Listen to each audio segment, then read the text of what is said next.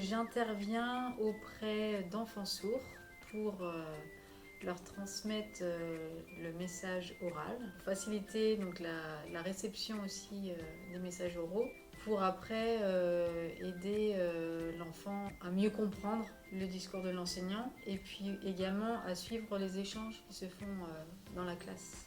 Le LPC, c'est le langage parlé complété, donc c'est un outil qui va compléter la langue française pour lever les ambiguïtés des sons qui se ressemblent sur les lèvres. A, E, E.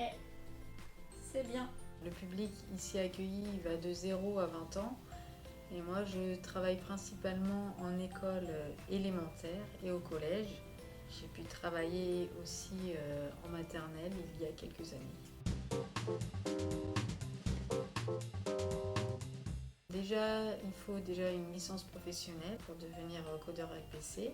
Il faut avoir une bonne articulation, il faut savoir être patient et puis avoir quand même une aisance au niveau de la langue française pour pouvoir transmettre correctement en fait, le discours des enseignants.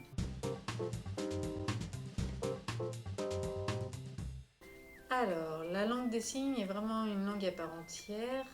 C'est comme l'allemand ou l'espagnol.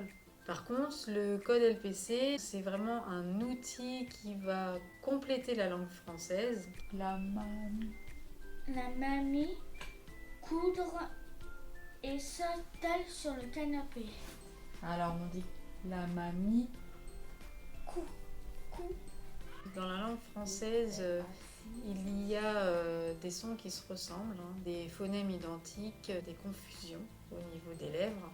L'enfant sourd ne va pas forcément comprendre tout de suite. Il va devoir faire appel à sa suppléance mentale pour pouvoir comprendre. Le code va venir en appui pour faciliter cette réception. Je vous donne un exemple.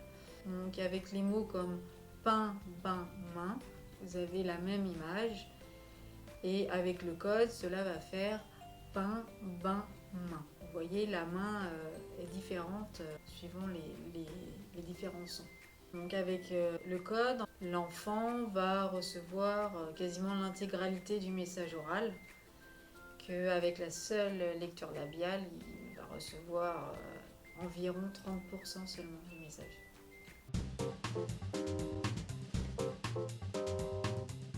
Alors je n'ai pas de journée type, c'est assez aléatoire. Il peut y avoir des journées complètes où je vais coder en classe et puis faire des ateliers de décodage. Je suis le roi, même si je n'ai pas de couronne. Quand je rugis, la crinière au vent, tous les autres tremblent de peur.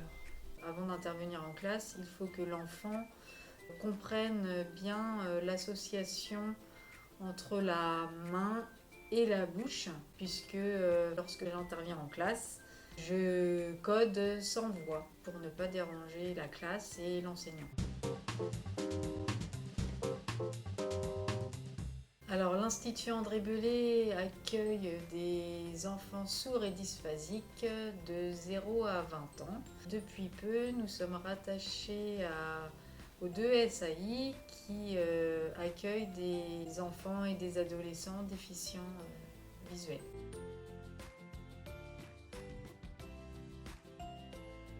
Au revoir.